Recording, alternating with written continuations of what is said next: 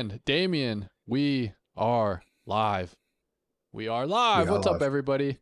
We are hyped to be here, as always. And we have some really, really fun topics today, man. We also have a massive show. So I'm excited to touch on all that. We have leaks from 25 Royalty. We're going to be checking those out.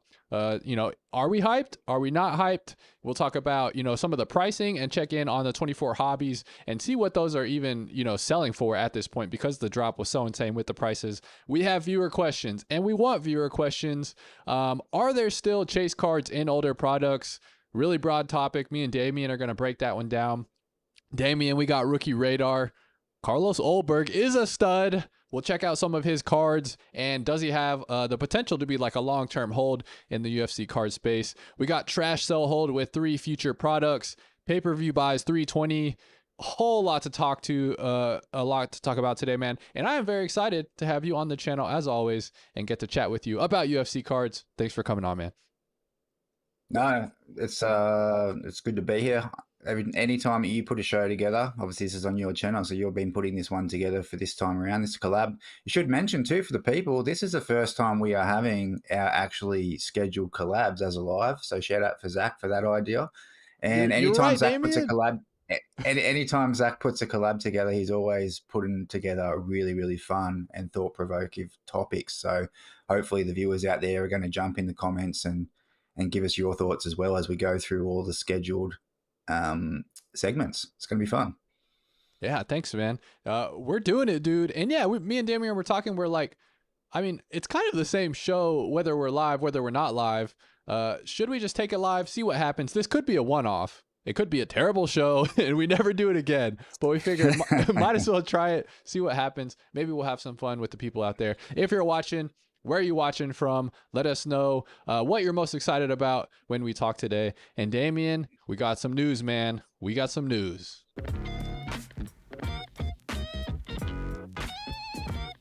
Royalty. We're getting royalty again, and we got a really nice leak. Thank you to Josh Emmett over at One Punch Cards for this leak. You know I like the leaks, man.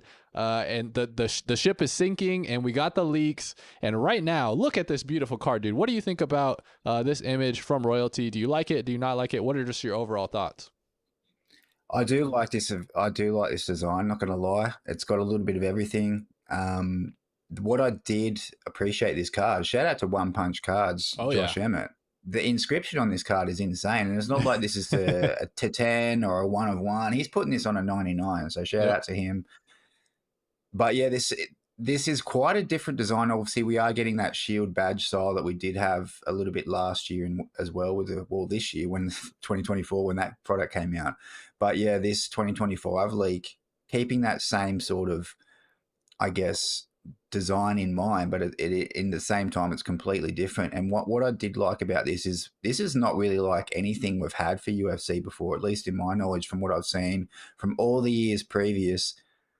Whether you like it or not, they are trying to go a little bit different, and I think the more that they can do this and differentiate all the different sets, as I said, keeping in mind the years previous as well, I think this is a good thing by Topps. Yeah, man.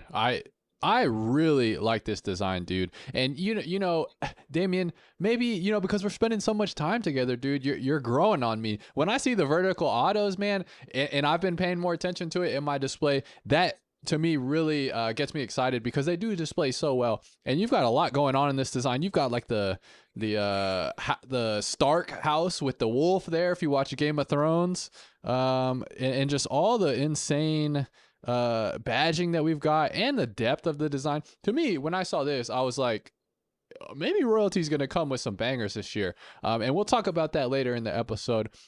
Before we keep looking at these, I want to jump over to the chat. We got Down With That in the house. What's up, man? Good to see you.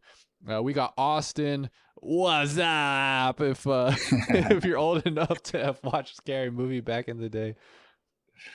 And we also have the legend, Maddie Mac. He must be sipping his coffee. Yeah, what time is it for you, Damian? I thought he was taking a break.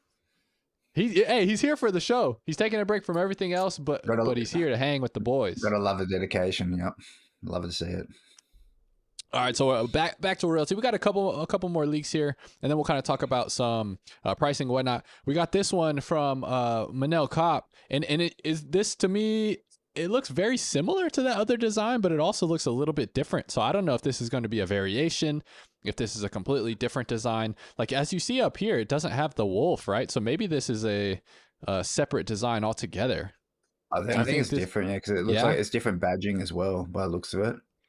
Yeah, so it's kind of a similar theme, but a little bit different. I also kind of think that one looks pretty nice too.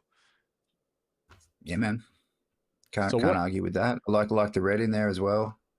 So yeah, we've got, and this is to, upper end parallel too. But what I was actually, very curious about is the mems, right? And now this is just one pick. We have no idea what it's going to be like in all these, but these are all pretty compelling mems. No napkin patches from the Manel Kopp photo shoot of the cards.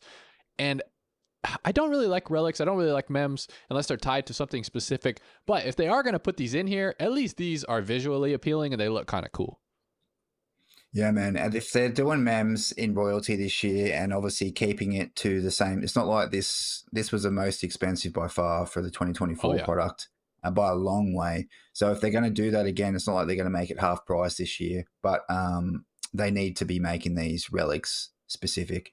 This is going to be the biggest sticking point, not only for myself, but I think for a lot of other collectors out there, that they need to be making. If you're having a product of this premiere, of this pricing, you need to be enticing people, because the difference is, which we probably can talk. I'll save the talking point. Sorry, we'll keep that talking point for a little bit later in the show, eh? Yeah, man. You talked about pricing there a little bit. What do you think the pricing is going to be on this 25 product? If you're just ballparking, because last year, they had the low drop it. I think it was $3.99. Nobody got that. I didn't hear one person that got in that drop. I don't think they ever gave any boxes to anybody. And then on the reseller market, it was like high 7s, 8s to all the way to 1,000. So what do you think it's going to drop at in 2025? I don't know, man. I think they're going to keep it around the similar, but as I said, that drop is for scalpers only, people buying up those boxes, and then secondary, like the average collector, the average box opener is not going to get a box basically at release unless you're being blessed by the Pope himself. But I don't. Yeah, the resale on these could be any. Hopefully, we get a checklist before the release, and that way it can build a bit of hype in terms of, are these relic specific? We are getting on-card autographs again, but we've had them for every product this year, so I'm not really sure if that's something you can sort of buy a product based off that, especially with the price differences. Yeah. If I was to take a guess, I think these are get released much around the same. I don't think there would be much of a difference. So coming out at the $3.99, is anyone going to get a box at that? As I said, I doubt it. I think they're going to be, these are back on the resale for similar prices for last year. I would be shocked to see if we see much of a difference.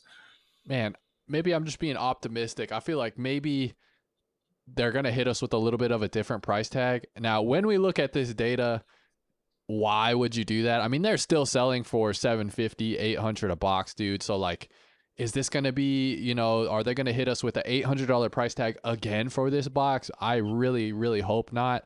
I mean, but when you see these selling for, low sevens, mid 7s, 800, this one's for 6, we got 800. Like, dude, I don't know. I don't know what this is going to drop at. And if you can't get in the tops drop for that, like actually somewhat reasonable price at like $3.99, I feel like they could put this at $4.99 and it would be like somewhat reasonable, just because of how much frenzy and how insane some of these prices were going last year. But we also had a debut product, right? We know that demands a premium.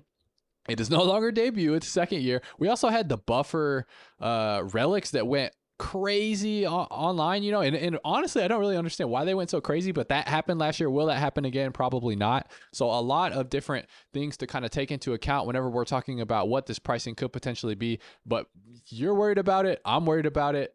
If anybody likes these cards and you want this, I'm sure you're worried about it too. Yeah, I don't. Just from sort of echoing what you're saying, I think from a business standpoint, Tops are a business. Fanatics are a business. They're not going to leave any cream on the top. They're going to be seeing these secondary sales. As you said, there is the added, I guess, push that last year's was the debut product, which does give it some weight, at least in our minds, and I guess plenty of other collectors' minds. But hopefully they learnt from the buffer relic cards, and they can see that being those that were specific, then they can put more chase cards in this year's product, so that they're going to sort of lean on that into even heavier and maybe do it with a lot of fighters and things like that. That's going to be the biggest question, I guess, for me at least, coming into the release of this product.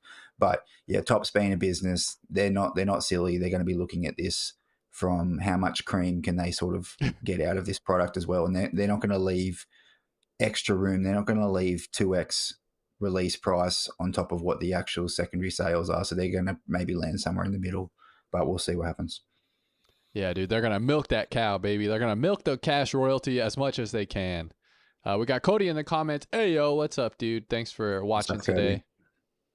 And Damian, we got another segment coming up, man. And this is a cool one because of how broad this topic was. We want the questions. We like answering the questions. So let us know, now in the chat, if you want to DM us on Instagram, whatever you want. We like answering these questions about cards.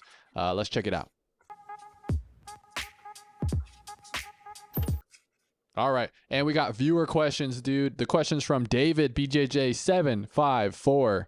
And the question was, is there still chase cards in older previous year products? Me and Damian, this is a really broad topic, so we could kind of branch out here. I'm really interested to see where you took this question.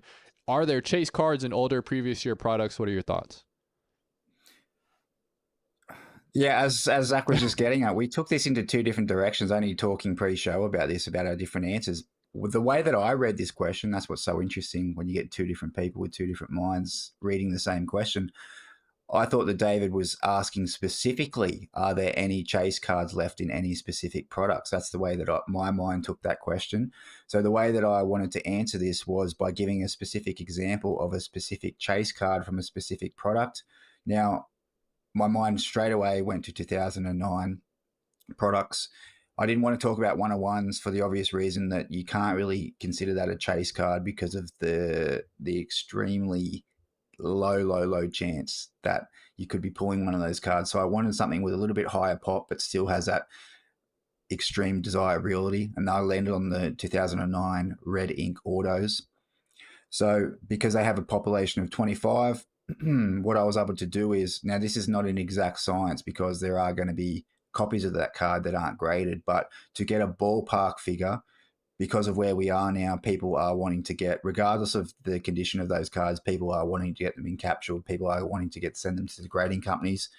The way that I thought to get a rough estimation of what cards were left in that, I went over to PSA, I went over to Beckett, and I went over to SGC, which I believe, in my own opinion, and from what I've seen just in my time with UFC cards, they are the three biggest companies that people are sending not only any card to, but the bigger cards especially.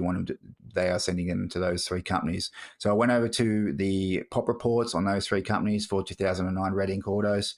And as an example, Anderson Silva, he has 4 with PSA graded in total. He has 4 with BGS totaled, and he has 1 graded with SGC. So that gives us a graded total pop count for 9 for the Red Ink Auto for Anderson Silva. So that means 9 out of potentially 25 have not only been pulled, but they have been graded. Now, if you want to then allow maybe 50% of that for the cards that could be not graded by now, so you'll be adding, let's say add 4 or 5. So you'll be landing on 14-ish cards have maybe in circulation. So it's obviously 14 of 25, you'll be leaving with a rough estimation of 11 cards left, potentially in sealed boxes for that card. Now, you could do that process for yourself at home. If there was a potential product, if there was a potential card that you were maybe wanting to chase, you could then use this same formula, checking the pop reports of those 3 grading companies, allowing a little bit extra for the raw population, and that would give you a rough estimate of, what potentially the cards could be left in sealed products. Yeah, and they're out there, man. I mean, I know Chicken hit Anderson Silva Red Ink first auto maybe 2 or 3 months ago. So they are out there, and they are out there in boxes still. Now, how many big mystery, man. I mean, how many have already been pulled? I think is a big mystery. Good to kind of get a little bit more data on the topic, going through the pop reports. If you follow a lot of people, I'm sure you can kind of see them online as well. If somebody has it, they definitely are going to post one of those massive cards. And yeah, just an interesting topic, man, because this is also another hard thing is like, if you are after a specific card, has it already been pulled? Is it in somebody's collection already? So a lot of these we don't know, and it's kind of a mystery around them.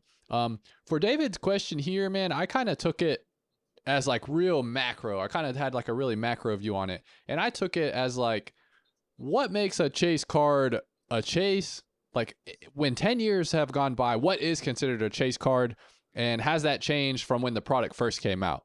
And I'm very cautious with my buys because, as we look at a lot of these older products in the checklist, we'll see how few hits or chase cards there actually are once time goes by. As we know with these new products, right, the most of the chase cards are going to be rookies. That's the built-in.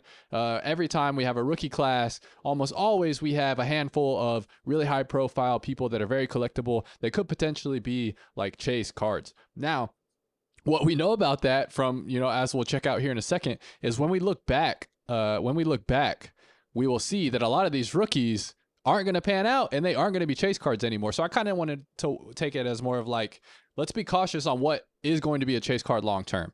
So let's look at 2011 Topps Finest, and this is a really nice product too. So like this should in theory have like a lot of chases. We have Dustin Poirier, true rookie, right? That's definitely a chase. Everybody can agree on that. We got the Jake Shields rookie, Chris Weidman true rookie. For first autos, we got Weidman first auto. And let me go down a little bit here. We got Anthony Pettis. Is that a chase? Like, is that a chase card? I don't know. I'm sure there's some Pettis collectors out there, but definitely not, a huge card. We got Demetrius Johnson, true rookie. That's definitely a big chase. We got a bunch of people that are not necessarily big in the sport. So again, all these people could have potentially been chases when this was released. We'll go over to first autos and kind of do the same thing. DP, huge chase card. We got a lot of people. Weidman, Poirier for another first auto, huge chase card. And that's it. And then we have, every now and then you're going to have an insert that just pops, right? So I would consider these atomic refractors. A lot of people have these. A lot of people really enjoy these. I think these have stood the test of time, especially with the more high profile people on this checklist.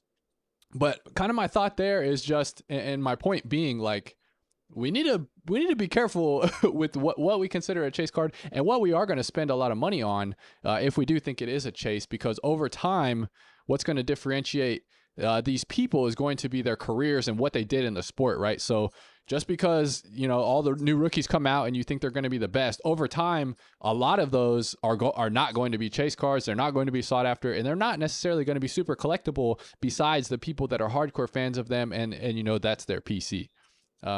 So yeah, everybody out there, what are your thoughts on this? What are some of the big chase cards that you think are still out there from the older products? That would kind of be interesting to go through that and see what you guys think are the biggest chase cards out there. But what do you think, Damian, on that kind of like broad view of like, over time, there's really not that many. And I guess it is an exception because 2009 round one, obviously all those are rookies. So that's a huge, safe blanket there. But what's kind of your thought on it?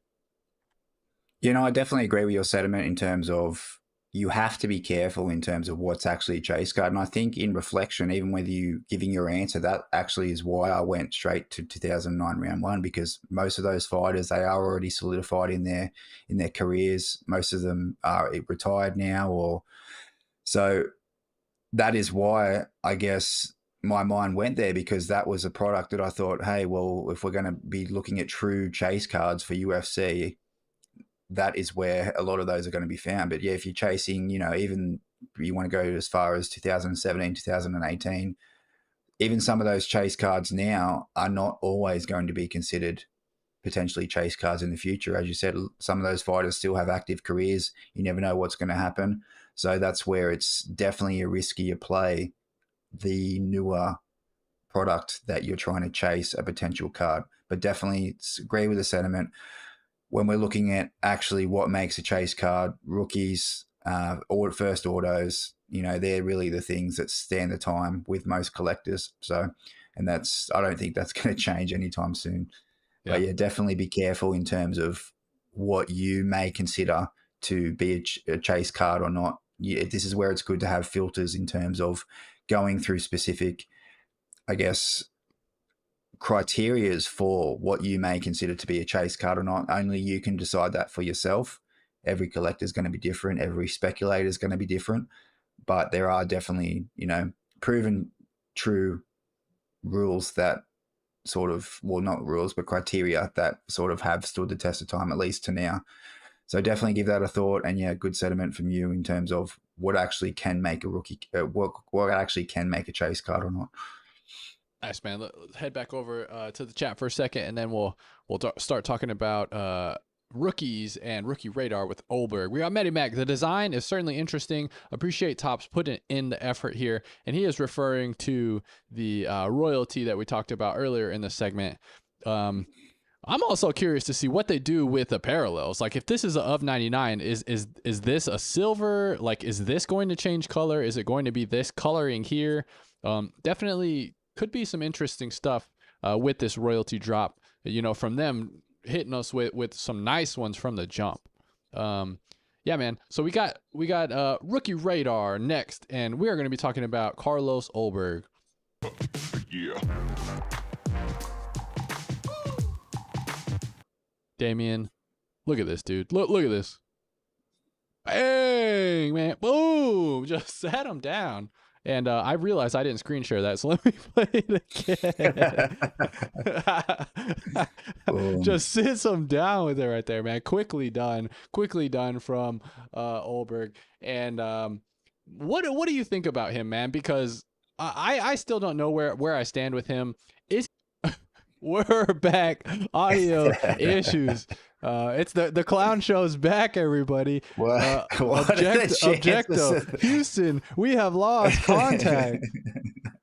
The live has frozen. Sub-Zero's in the house, and we're about to get fatality due. But we persevere. That's how cold that KO was, yeah. Yeah, man. Ulberg shut our brains and our microphones off right there. So yeah, man, we got rookie radar with Carlos Ulberg. We're gonna fight through these technical difficulties. What do you think, man? I think, am I excited about Ulberg? It's hard to be excited about a division that I feel like has been stale for quite some time. The only thing I would lean into to say that I am excited about to see him against Pereira. I think, obviously, with two strong kickboxing backgrounds, we know they're just going to stand and kickbox. That'll be a kickboxing fight, but that's what everyone wants to see. We want to see two rock'em sock'em guys, see who falls first. Both of these guys clearly have a lot of power. And what could be exciting is if we are getting that fight when it's a title fight. And I think if Pereira wins against Ankalaev, he claims back the belt. They're not going to give Ankalaev a rematch. They're going to make Carlos Ulberg against. They're gonna make Carlos Ulberg versus Pereira for the belt, and man, that is going to be the battle of the 2023 rookies, and I'd be excited to watch that one for sure. Yeah, dude. The people are celebrating that we are back, and we are celebrating that we could potentially get, Ulberg versus Pereira. That's funny that you jumped immediately to Poatan versus Ulberg, because that was kind of my next question is like, well, what are we doing with these rankings now? Because we have a lot of these people fighting, right? We got Jiri fighting. We got Poatan, Ankalaev. Khalil's going to be in there. If he does something crazy, he's going to be in the mix. This is a fun division where we have, the top 5 really could be some compelling and exciting matchups. Yeah, man. So I'm excited for Ulberg from the perspective of just seeing what happens with him. And if we look at the rankings here, go to screen share, we'll see if the computer absolutely explodes when we're looking at the rankings. But we got Ulberg at number 3, and he's fighting Khalil at number 4. Like, let's do the most fun matchup, right? Let's say Pereira beats Ankalaev, and Pereira's the champ. Do you immediately make Ulberg, or would Yuri Khalil, if that is insane, do you run that one back? Ulberg gets the nod, right? Oh no, Ulberg gets the nod. This is totally dependent. I would bet my entire life Don't do it, dude. on this. Don't do it. I'm doing it. If whoever wins out of Ankalaev and Pereira is the deciding factor in this. If Ankalaev wins, then we get the winner of Yuri and Roundtree, probably in that title shot. But if Pereira wins, the match to make is the Ulberg one. We don't want to see, Pereira run it back with either Yuri or Khalil Roundtree, because both of those matchups are still relatively fresh. They're basically the back-to-back defenses that Pereira had. So, yeah, the potential of who faces who for the belt is obviously indeterminate of who wins the belt this weekend. Yeah, man. I mean, it's really hard to argue that, and I think you're right on the money with what we could potentially see in the future.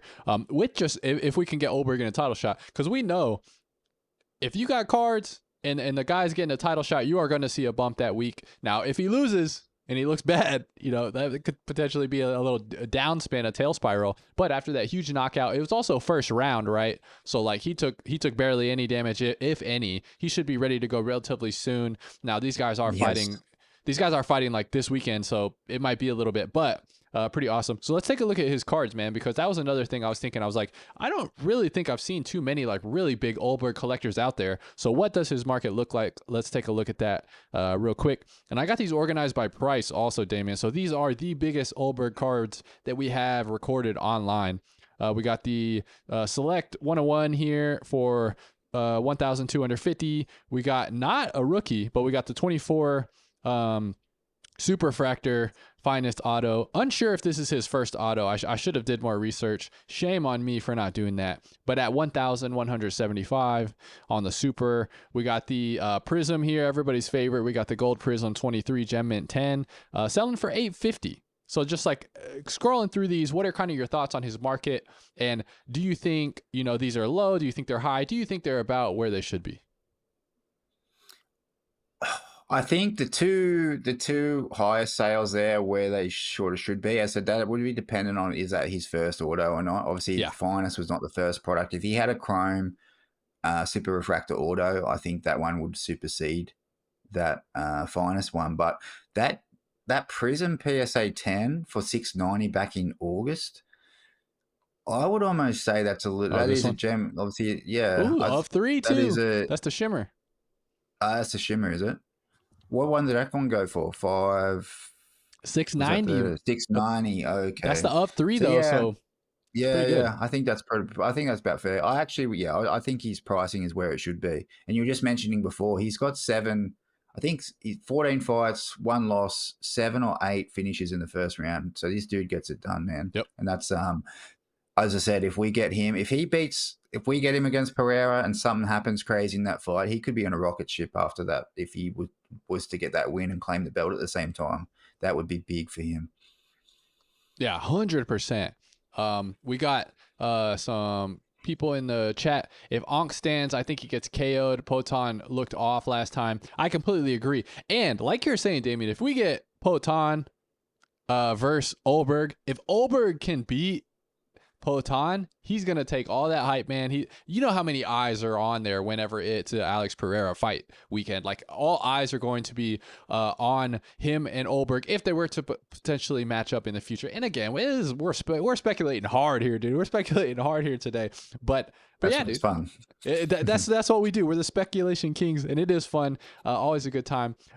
We got Matty Mag chiming in. Are you guys putting a line through Yuri? Dude is traveling the world in training, giving it 110% for his next run. There's no way I could put a line through Yuri, man. That's my boy, and I will have his back, whether he's blocking at all or he's just eating it all with his face. I'm gonna be there yelling at the TV, telling him to put his hands up and having fun when he eventually uses his face as his only defense, wears down his opponent, and knocks him stone cold. I think we're going to talk about some matchups later if we have time, but I am definitely not going to count out my boy Yuri. And I would love to see him and Alex Pereira run it back again, because let's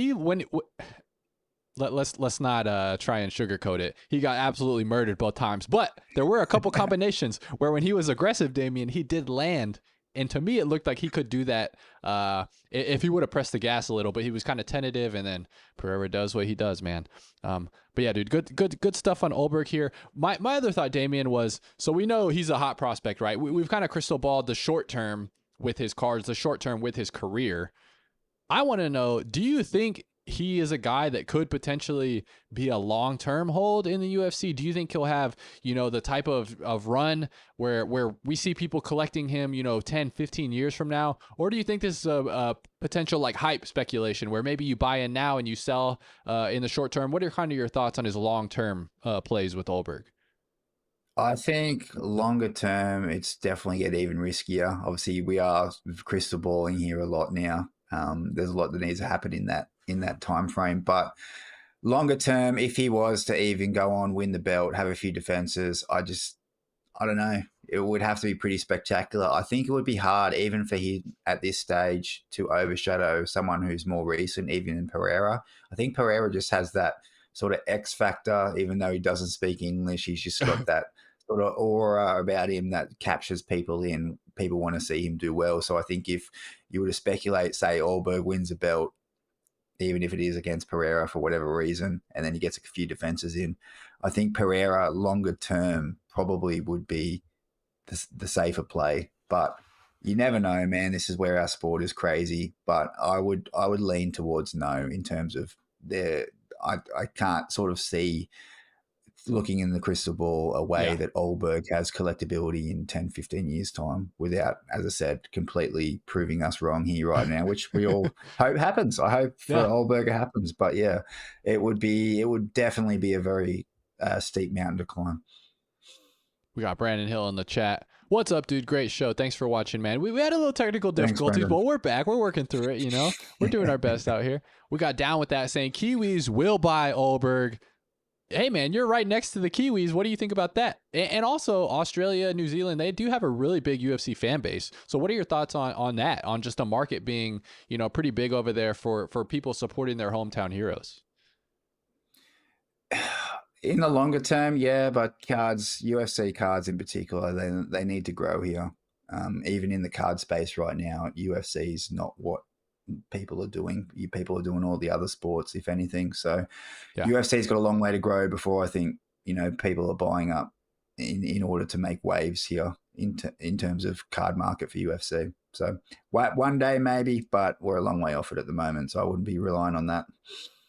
Yeah, man, fair enough. My thought with Ulberg, I was kind of looking at the stats here because I honestly haven't really been following him too much. I mean, obviously I've seen, some of his bigger fights, but I haven't really dove into him as kind of like, could this guy really be a guy? And what I did not know, Damian, he is like almost 34 years old. He's either 34 or right next to it. For whatever reason, I thought he was a younger guy. I thought he was like low 30s, late 20s. He's 34, man. This guy is in his prime right now. I don't necessarily think he will have that long of a career. I mean, granted, this is 205, right? And these bigger guys, we can see them kind of extend the career a little bit longer. They don't necessarily feel the wear and tear as much as the younger guys as far as age is concerned. But realistically, how many more fights in his prime does he have, right? And for him to really be like an all-time great, for him to be, a cemented legacy UFC card GOAT, and somebody that everyone universally is going to want to collect, which are the cards that we should all want in our collection, right? With our PC. If in order for that timeline to play out, he would have to go on basically the same run that Poatan had, because Pereira basically came in and started dominating in, title fights and early on in his career when he was about 34, 35. And he has had one of the most active champ runs that we've ever seen in UFC history, right? He had 7 title fights in 3 years or something like that. It's absolutely insane. So if we're looking at odds on could Ulberg potentially be one of those guys, I think the odds are kind of low, and I definitely agree with you just based on the fact that he is 34. Maybe it's the baby face, dude. Why did you know that he was 34? I thought he was a lot younger. I didn't know. I'm not surprised, though. The Black Jaguar sounds like he's had a pretty crazy life. If you look a little bit into his backstory in terms of his extracurricular activities on the weekends and entertaining the ladies once before. But okay. He is 34, but yeah, to his credit, these kickboxers, man, he has been fighting. I think he's had 7 fights since 2023. He's had average two a year. So these kickboxers, they like to get in there and fight. So another one which, is quite within the realm of possibly maybe he does get that belt, gets that second wind in terms of his career, and he starts pumping out 3 fights a year as well. We've seen it with his teammate Adesanya. It's true. Not definitely out of the realm of possibility, but yeah, the Black Jaguar. I mean, as a straight male, he's a good-looking dude. So I'm sure everybody can agree he's a good-looking dude. I'm sure he has no issues in terms of looks and looking and feeling younger for sure. Yeah, man, we got down with that. Referring to the Kiwi and Australia rivalry, we only buy our guys. I didn't know. Is there a big rivalry between Australia and New Zealand? I thought you guys were homies. We're Anzacs in terms of, but there is a brotherly love there, I think, between the New Zealand and the Australian guys. But if it's against anyone else, then we're going to team up together for sure. Nice. I myself, I don't look at it like that. I'm not going to be not buying New Zealand fighter cards, and I'm sure there's a lot of other people who don't see it that way. Maybe it's just down with that, who's staying true and blue with that one. Yeah, man. There's a lot of people who collect hometown heroes. Being in the United States, dude, we're too big. We have a couple of people from Texas. Even Texas is too big. Like, you could be 9 hours away and still be in Texas. So it's like, maybe it's a little bit different over there in New Zealand. We got Jem here. Jem, haven't seen you in a minute, man. What's up, dude? Work has been busy. Ulberg going to be champ. Been saying this for a long time. Correct me if I'm wrong. Wasn't Jem early on the Ilya Tapuria hype train? He was very early on. And maybe we should be listening. Maybe we should be listening to this man on this channel. And maybe we should be going out there and putting our life savings on some Ulberg cards because they're going to the moon, dude. We don't know, and speculation is what it is. But fun chat about Ulberg there. Next up, trash sell hold, Damian. That is trash. Oh, you gotta sell that. Hold. All right, so this is a little bit different this week from the normal trash sell hold. It's basically the same thing, but we're speculating a lot, man, because we don't even know what are going to be inside these products. So today we are going to be playing trash sell hold with, or really like most excited, least excited, I guess. You could it's a little bit different than normal, but it's basically the same game. And we are going to be talking about 2025 products. We have 2025 Stadium Club, 2025 Finest, and 2025 Royalty. Damian, let's start with the sell. What are you going to be selling of those 3 products? All right, we'll start with the sell. Of these 3 products, this is an interesting one, but it was an easier choice for me just because I'm so black and white in terms of how I vision collecting. But my sell, I did think about, what's going to be the way that I looked at this. If we are talking about 3 speculative products that we have not seen yet, we haven't seen checklists for, so it was interesting to sort of think about in terms of, if we are going to be opening one, we need to sell it. So which one would I prefer to open of these 3 products? Now, there was obviously differing factors for different people in this, but I personally, and I'm going to get Zach to pull up a card here, we have seen already 2025 Finest for WWE, and they do have some cool designs. Now, this doesn't mean that we are going to be getting these exact designs for WWE, for UFC as well, that we've seen from WWE, but I have definitely seen what I like from Finest. It is definitely a long way, at least these ones are, from what we had for Finest last year. I wasn't impressed with Finest design last year, but I do have high hopes this year. Finest is my favorite product that we have seen from previous years before. So with that considered, if I am opening up cards, I do believe that Finest is the box that I would be selling, because I want to open that up. I want to see what cards I can be pulling, and then I think that regardless of which one's going to be worth more, I think Finest would be the most one to be opening up, selling, and the other 2 I've stuck pretty hard on. So, what about you? What are you sort of thinking? I'm surprised with that. I thought this was going to be your top tier, the one you were most excited about, your potential hold. So you're selling on the finest, kind of somewhere in the middle on these three products. He's coming out throwing curveballs already. Man, this was kind of a fun exercise because I kind of told Damian, I was like, kind of take the pricing out of it, right? Because we know royalty is going to be, head and shoulders more expensive than these three. So I was like, kind of try and take that out of it. So we're basically just going off of what designs do we think are going to be the best? What cards do we think are going to be the most fun? And when I was looking at this, for my like mid, my sell, I was really like going off of last year, and I was like, what had the best looking cards, in my opinion, from last year?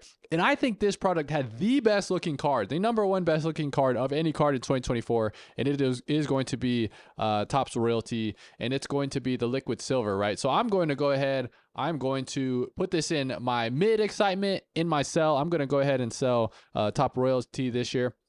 And will we get crazy designs like the liquid silver? I mean, we saw this one today. This one's pretty sick, man. So this has me pretty jazzed for it.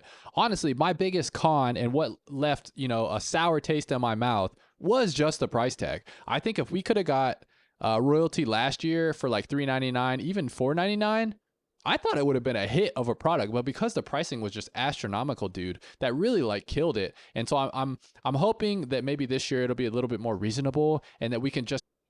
And that is my thoughts on Topps Royalty. So that's going to be my mid. That's going to be my sell. Let's go ahead and hit the highest. Let's hit the hold, and then we'll talk about what we're going to trash. So what are you going to go ahead I know and we're going to agree on this. I already know. I already can. We've done this enough times. I can see what's happening. So keeping the hold in play. Topps Royalty, you just talked about it. They were very nice cards. We did see, obviously, that being the highest selling product from last year. But I think when we take out the debut factor, we put it up against Topps Royalty this year. We don't know what's happening with the relics. This is a big question. I think even if we did have specific relics for Royalty this year, it's not like this is going to be the first ever UFC product that has specific relics. Obviously, it would be for Topps return of the license in the past 2 years, but we've had specific relics from Topps from many, many years prior. So that wouldn't even be enough for me to want to put this box away. The price turns me away. What we're getting out of this product, other than some cool designs, which we've had cool designs in every other product as well. We've had on-card autos, as I said, on-card autos this year, which I know we're going to break down to Joe's card stash question from our previous live. He's asked us something about this, which is a great talking point in terms of all the on-card autos that we've had this year. That is not enough for me to want to pay up or pay a premium for Topps Royalty. But what does make me want to pay a premium, what does make me want to put a box away in the wardrobe and see how it does long-term, is something being a debut product, and that is going to be Topps Stadium Club. And Topps Stadium Club, it's not like it's a one-of-a-kind UFC-only debut product as well, like we have seen with Royalty. This is a product that we have had from decades ago. And I think that to get that for UFC for the first time is a really big deal. And I think that's what makes this the best box, in my opinion, as a long-term play to hold on to. So that's going to be my hold. So you're going to be holding the Stadium Club, and you're trashing Royalty. Trashing the Royalty. As I said, it would be harder. It would be a harder decision. But I said, even if we do get specific relics, like we've had specific relics from other sets before for UFC, so it's not enough for me to give it over the debut product, and especially being that it's Stadium Club as well. So Royalty's going in the trash. Holding Stadium Club. All right, I like it. Down with that. Did anyone freeze, or is it just you? It's us, dude. It was my computer. Everyone else is having technical difficulties, not us. Yeah, right. Yeah, man. So what am I most hyped about, dude? What am I most hyped about? And you were right, Damian. We are in agreement. I'm most hyped about 25 Stadium Club, dude. It's a debut product, which is always fun. We're getting action photography, or at least that's what they're billing it as, right? Like, look at this Raul Rosas shot here. To me, if we can get half of, even if we could get 30% of the images to be compelling like this product's going to hit, and it's going to hit really hard, man, as well as being on-card autos. And we'll talk about that in the future. But to me, that is very cool that we're not only getting really good border-to-border photography, but we're also getting on-card autos on that border-to-border photography. And now, another reason why I'm kind of excited for it is the potential price tag aspect. And I didn't want to put that too much into my rankings, and that wasn't the reason I chose this, but that is to me really enticing and really fun that we could potentially get a reasonable rip for people. I'm always, trying to talk about pricing and trying to figure out like where pricing should be. If this can be, around the 160 mark, I think that's going to be awesome. We had gold label last year. I'm hoping this is going to be the like budget rip for the year. And if it is, I think it's really going to hit, and it's really going to hit hard, man. And now, Damian, I hate to say this, dude, but my trash and the thing that I'm least excited about is going to be Finest. And I thought they did a pretty good job with some of the short prints with the glove die cut. I think is a really fun card, and I think that one will be, somewhat sought after for a long time.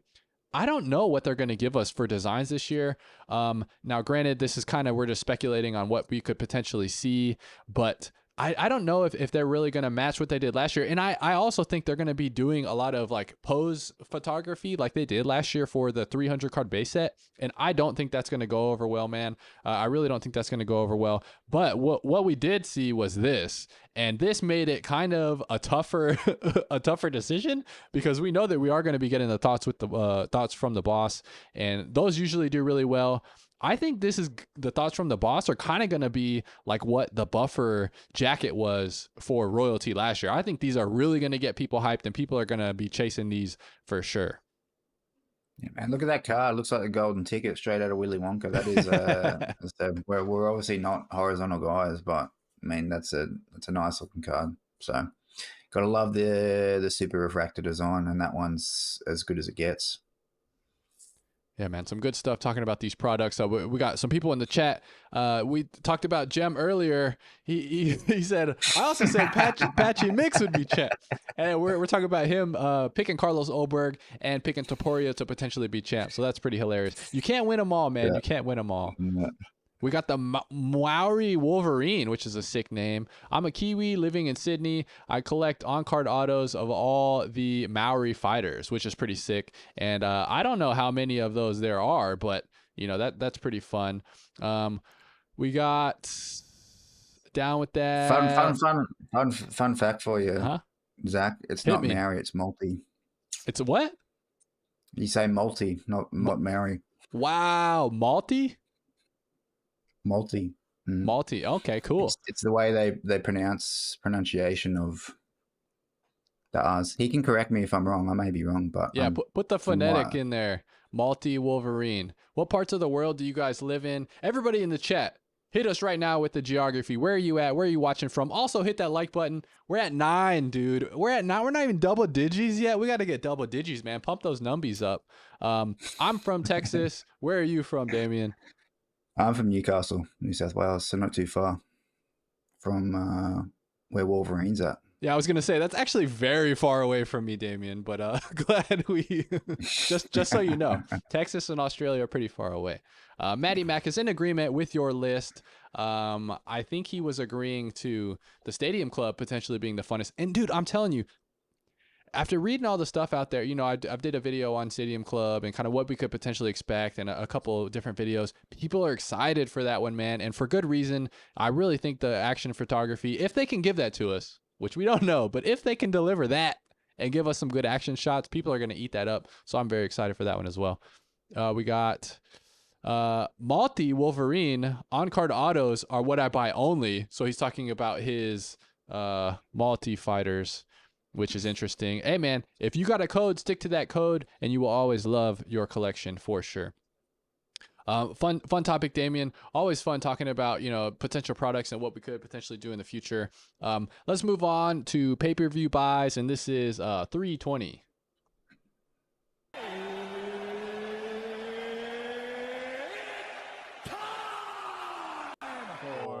Pay-per-view buys. All right, dude. Pay-per-view buys 320. It is coming up at the end of the week. We're actually a little bit early, talking about it this time, but I figured, it's fun as always, speculate on the fights, talk about what we could potentially try and buy and sell this week. Damian, what are you trying to sell for pay-per-view buys 320?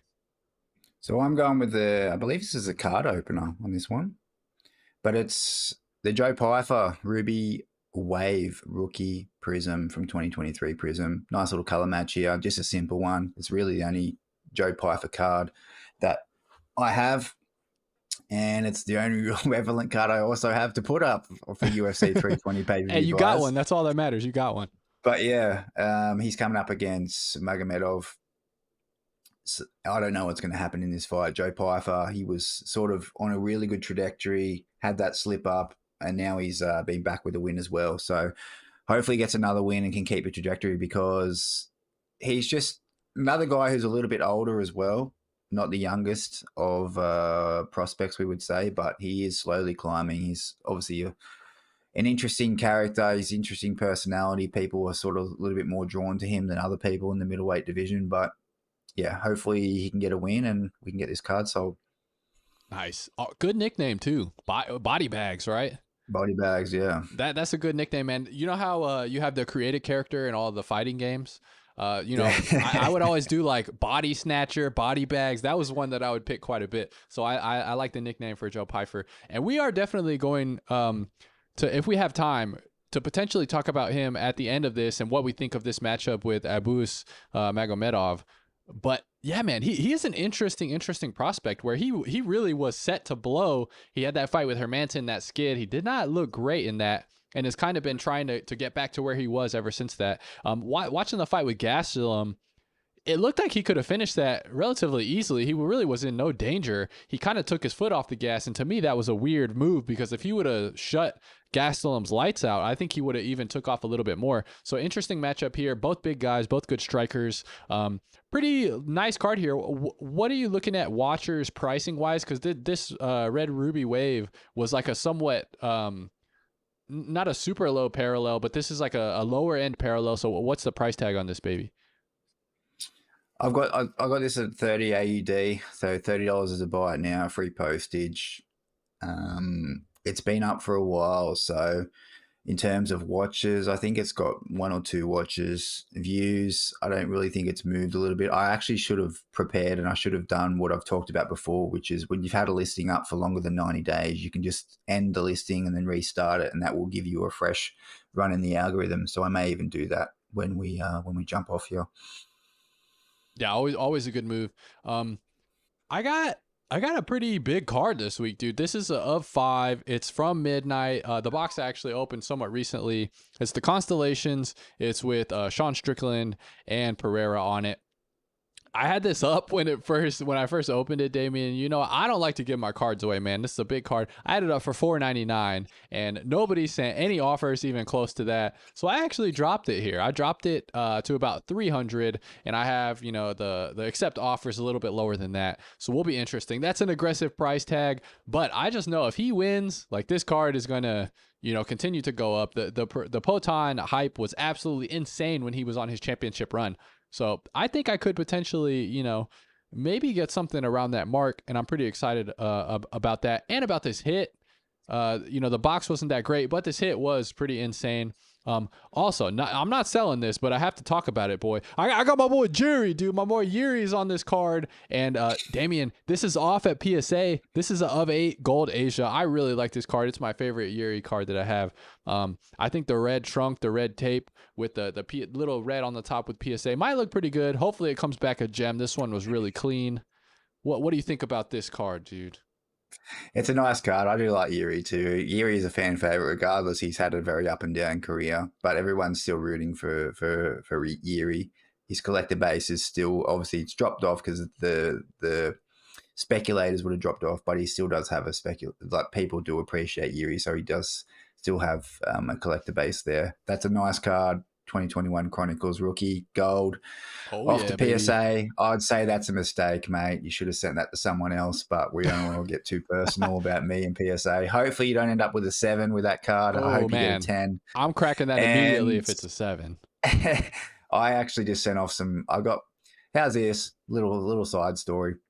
Love it. I sent off cards to SGC instead, and they were not only sent here from Australia but returned to my US mailing address, graded, done within a month, which is crazy. That is quick. I probably should do a video about how some of those cards popped in terms of grading compared to when I've sent ones to PSA. But even though it's still the same company, but yeah, man, I'm off PSA, so you can have all the grading with them. Hopefully you do well. Yeah, I just thought I did a whole batch with PSA, and pretty much any card that was like red or had like little elements of red in it, I thought it would look nice, so I sent it off with them. We got down with that. Zach, you might have better luck if it didn't have Strickland on the card with Poton. I agree with that. I completely agree too, man. And like, it's a like it's that's a the fun... problem with. Go ahead. It's the problem with duo cards. It's like you're appealing to a slightly different collector base, other than if you just had a Pereira out of. But mind you, it is out of 5, so hopefully that does help you in terms of, well, you only need 5 people to want that card, but.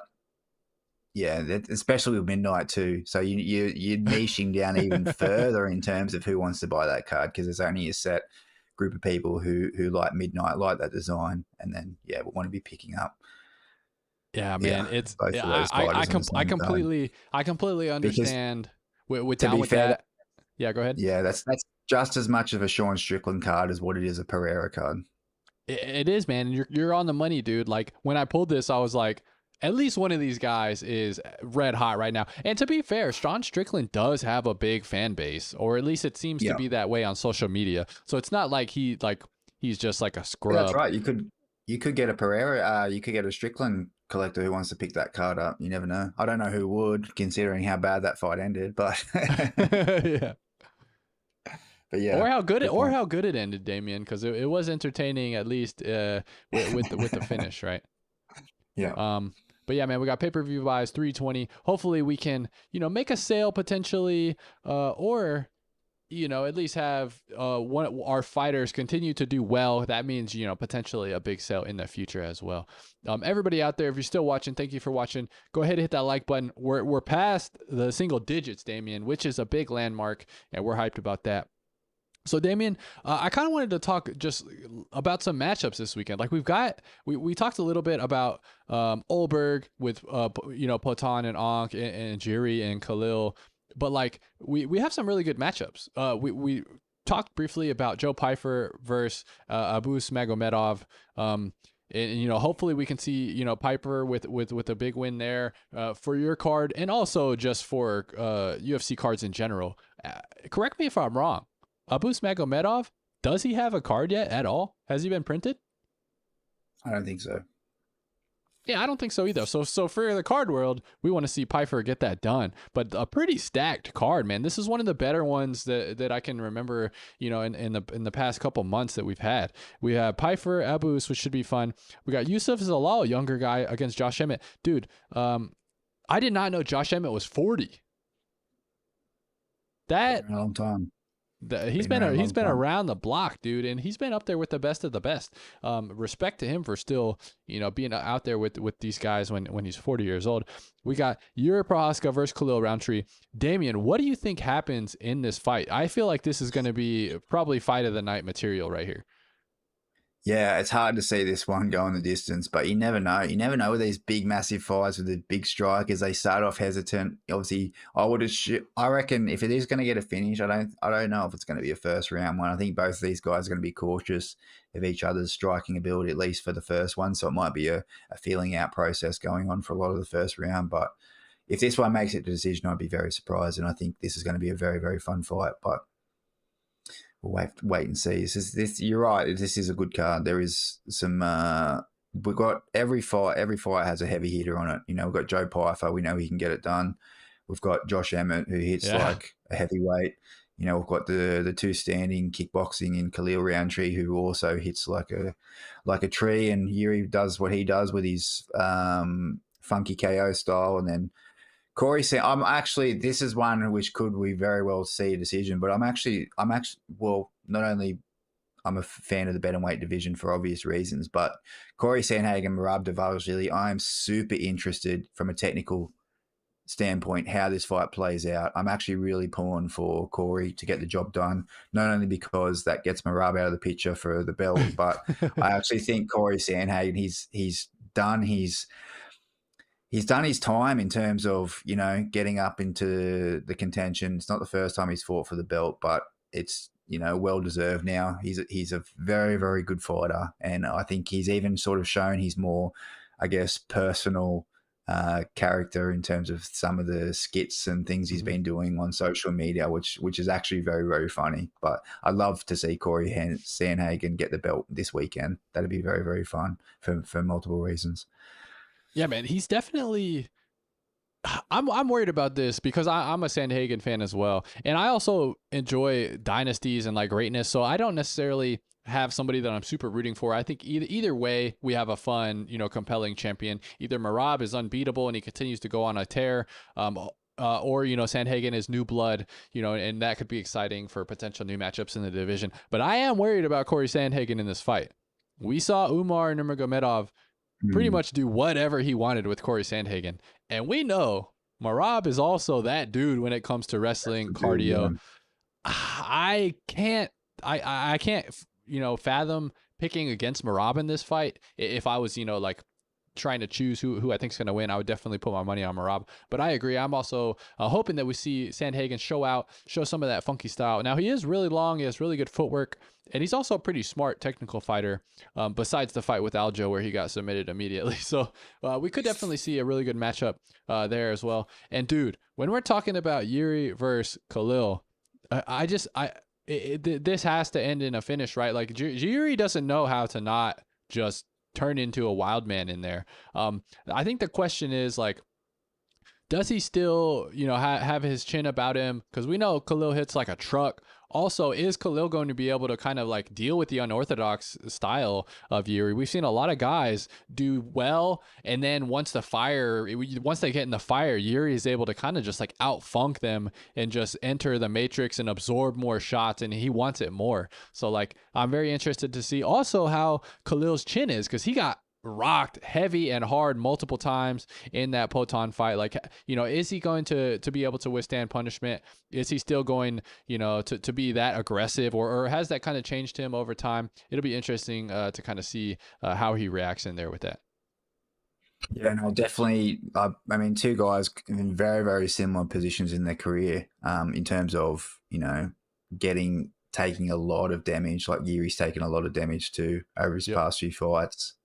Khalil took a lot of damage in that last fight, but both of these fighters have extraordinary like striking ability and can end the fight like that. So that's why it's hard to see this one, as you said, going the full distance and not being a super fun fight for us fans. We got down with that in the chat. I think Sandhagen needs to throw lots of uppercuts when Marab is coming in, and then downward elbows once he's been, I can't see that last word, grabbed. So, there's definitely path to victory for anybody and any fighter. That style though, man, that style that Marab has is just, it's not forgiving. And like, if you have a hole in your game, which I don't know if you could say Sandhagen has a hole in his game, but like after watching that Umar fight, maybe that's something you could say. And if he does, that's a terrible stylistic matchup, with Marab. We got also, we haven't even talked about the main event, dude. That's how good this card is, in my opinion. We also have, Magomed Ankalaev versus Alex Pereira, Potan. Also, why are they saying he's 6'3"? This guy's got to be like 6'4.5". There's no way that he's 6'3".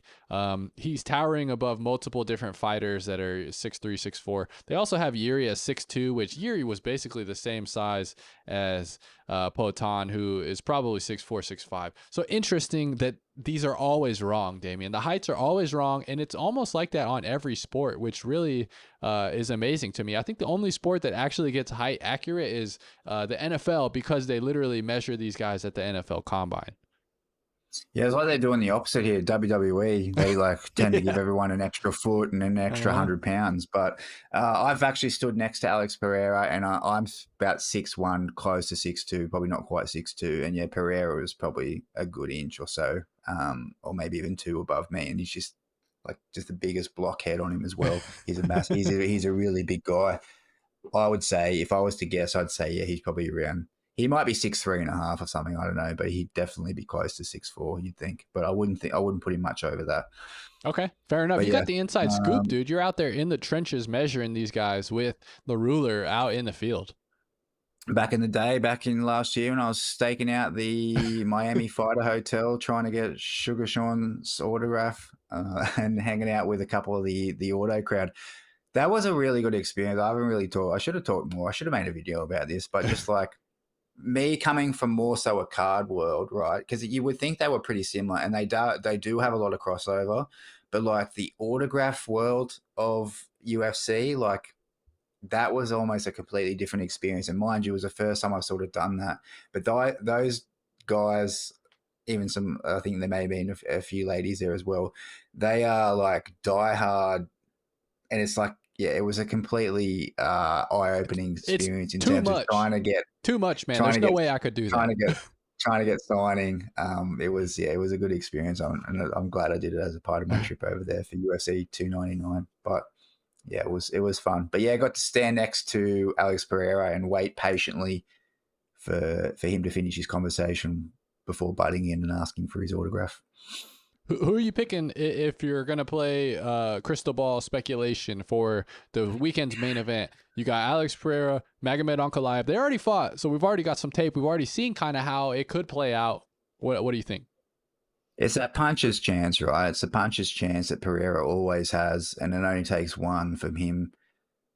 But it's hard to see this fight not going any different. Ankalaev is a very good fighter. He's a very, very skilled fighter, whether it be on the feet or on the ground. He has a technical ability to impose his will, and he seems to have a pretty good chin. So yeah, you never know. I give a puncher's chance to Pereira.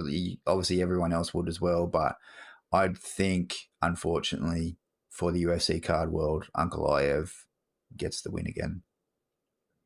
Oh, man, I understand, and percentages wise, I'm interested to see what the odds are for this fight. Anytime you have a matchup that's already happened before, the second fight is always really interesting odds wise. As Down with that mentioned earlier, he did look real off in the last fight with these two, Alex Pereira, who I'm talking about. He didn't necessarily look like he really was trying to go or trying to finish the fight or really trying to like fight. And that's something that we've never really seen from him before. He was very hesitant, very gun shy. Now, is that because Magomed has the ability to take him down? It definitely could be. But definitely, one to watch this weekend. And it's going to be a big potential waves for the card world. Like you said, if Onk wins, not necessarily great. A lot of people don't collect him. A lot of people don't like him or his style. If Poatan wins, the Poatan hype train is back, and he is going to be, top of the world. We got some fun matchups if he wins as well with Ulberg that we could potentially get some new blood into that title shot. But thanks for coming on, man, and thanks everybody for watching. Anything you want to talk about, Damian, before we get off? No, I'm good. I appreciate the people who stuck around, given the couple of issues we had. We'll obviously get those ironed out for the next time. But yeah, hopefully everyone enjoys the fight card. This is a good one this weekend, so make the most of it. And we all look forward to seeing you before coming into UFC 321 next time around. Yes, sir. Thanks everybody for watching. See y'all next time.